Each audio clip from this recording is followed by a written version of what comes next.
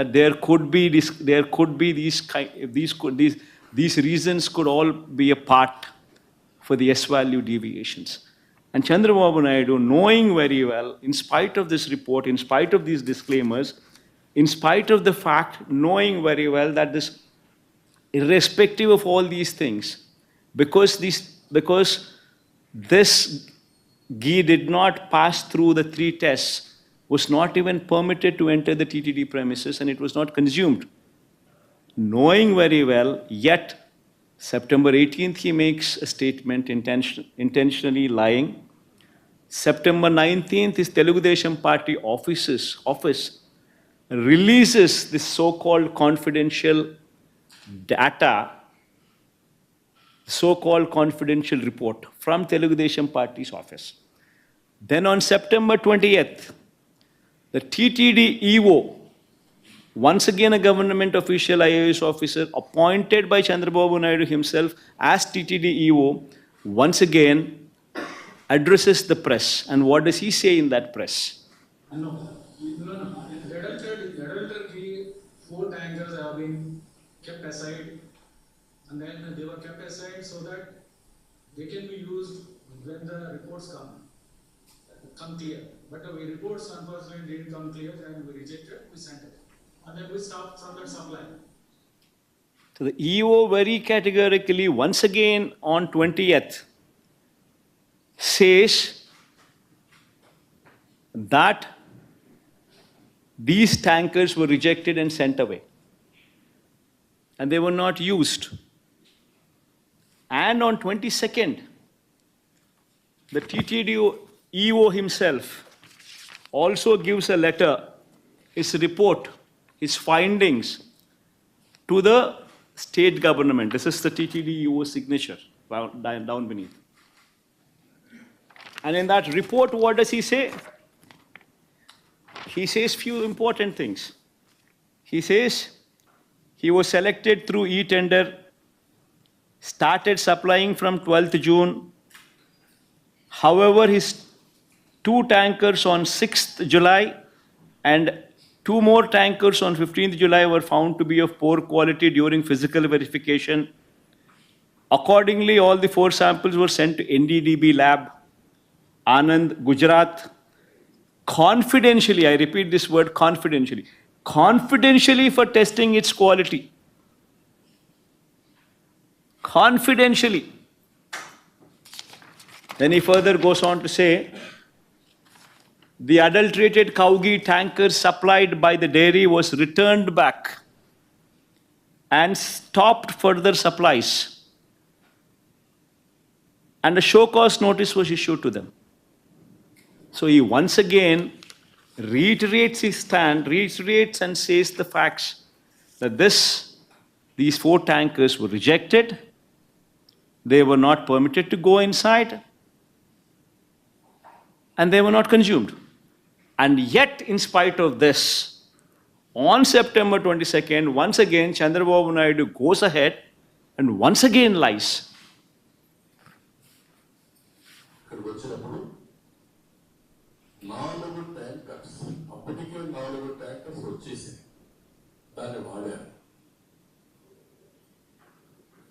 On September 22nd, he once again reiterates his lies and says that this impure ghee was consumed. Now, a chief minister intentionally deviates from facts, knowing very well that these are the facts, deviates from facts, intentionally lies. And how is it fair? Bringing down the reputation of our temple, bringing down the reputation of Lord Venkateshwara Swami, bringing down the reputation of our prasadams, of our laddu prasadams. Is that permitted? Is that permitted? I ask the so-called BJP party, which actually boast themselves as representatives of Hindutva, as representatives of Hindu religion. I ask BJP one serious question. If you're sincere, if you're truly representatives of Hinduism, would you support this? A chief minister intentionally lying, bringing down the reputation of Lord Venkateshwara Swami, bringing down the reputation of Venkateshwara Swami's prasadams, intentionally for political gains.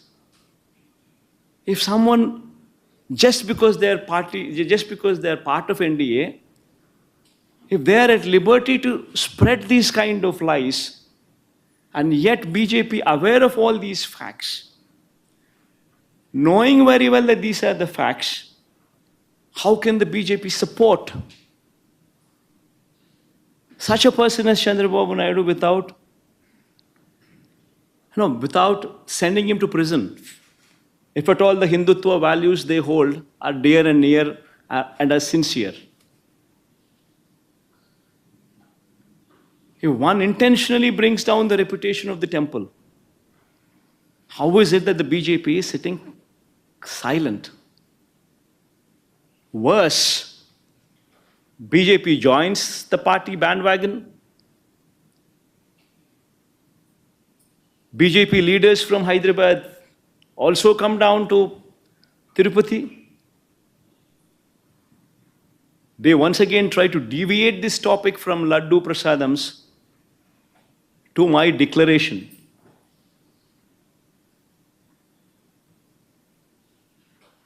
I seriously ask, all these people I ask, repeatedly these people say, what is my religion? I tell all these people, you want to know my religion? It's not new. Everybody in Andhra Pradesh knows who I am. Everybody in Andhra Pradesh, everybody in this country everybody knows who I am. Everybody knows who my father is. Who is my father?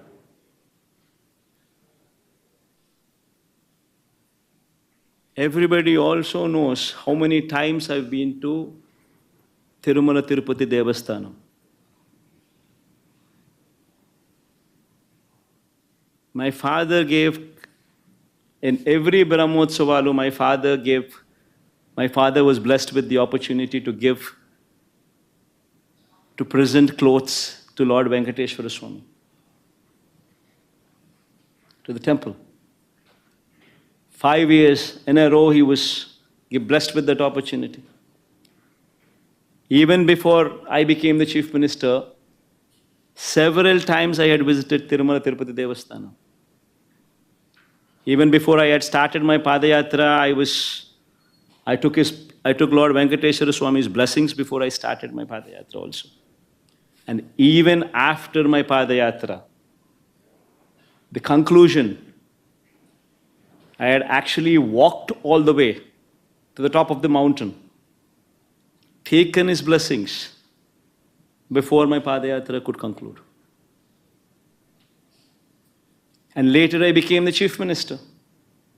And 5 years, every Brahmotsavala, I was blessed with the opportunity to present the clothes. Why is it that my religion was not questioned then? Why is it that my declaration was not a question then? I accompanied the Prime Minister. I accompanied all these people. The President. I accompanied the Chief Justices. I accompanied the Prime Minister. Why was it not a question then? I ask one simple question to everybody. In fact, this is the Constitution of India. According to the preamble, India is a sovereign, socialist, secular, democratic republic. This is the Constitution. And I say, what kind of country are we living in? that a person visiting the temple needs to disclose his religion before he is permitted to enter the temple. What kind of secularism is this? What kind of a secular country are we living in? I ask everybody. And if somebody were to ask what my religion is, I once again reiterate to everybody. In between the four walls in my house, I read the Bible. But when I go out of the house, I am a Hindu, I am a Muslim, I am also a Sikh.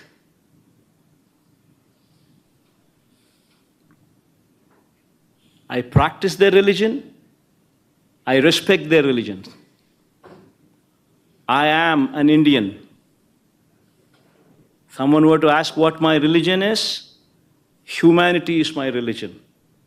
You want to have a declaration on that? Please go ahead and have that declaration as mine.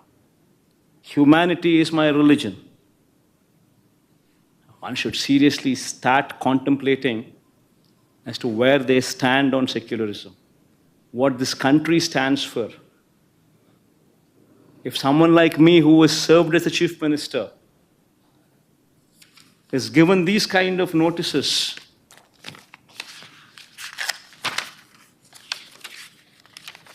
someone like me who's visited Tirupati not once, but at least 10 times before, as a chief minister and before that as well, today for political reasons is being given these kind of notices.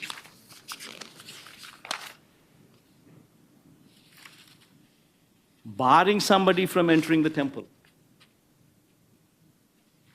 What about the poor? What about the Dalits? Can they enter these temples? What kind of a message are we sending? What is BJP doing about it? Is this what they stand for? Right in front of their eyes, glaring evidence of Chandrababu Naidu misusing his power, bringing down the reputation of our temple, bringing down the reputation of our prasadams, intentionally lying for political gains. And yet, that person is permitted to go scot-free. BJP does not do anything about it. And yet they say they are representatives of Hindutva. Hindutva stands for humanity. This is the first thing what anybody should understand. I think I rest my case here.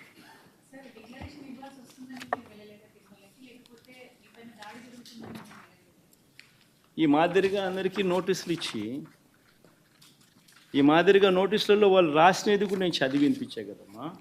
ఏమని రాసినారు ఈ నోటీసులో? వాళ్ళు రాసినది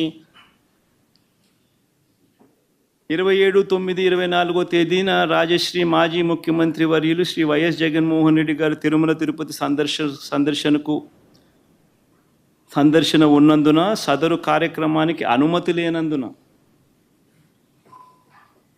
మీ ఆధ్వర్యంలో కార్యకర్తలతో మరియు మీ సొంత వాహనాలతో బయలుదేరి తిరుపతికి చేరుకొని వారు నిర్వహించే కార్యక్రమంలో పాల్గొంటారని సమాచారం. కావున అనుమతి లేని పైన తెలిపిన కార్యక్రమం యందు పాల్గొనటం చట్టరీత్యా వ్యతిరేకమని తెలియచేస్తూ ఇస్తున్న notice. This is what these notices are. Now you tell me, ఒకవైపున మా వాళ్ళందరినీ ఈ మాదిరిగా అందరికీ నోటీసులు ఇస్తున్నారు, చట్ట వ్యతిరేక కార్యక్రమం కింద కేసులు పెడతామని అంటున్నారు.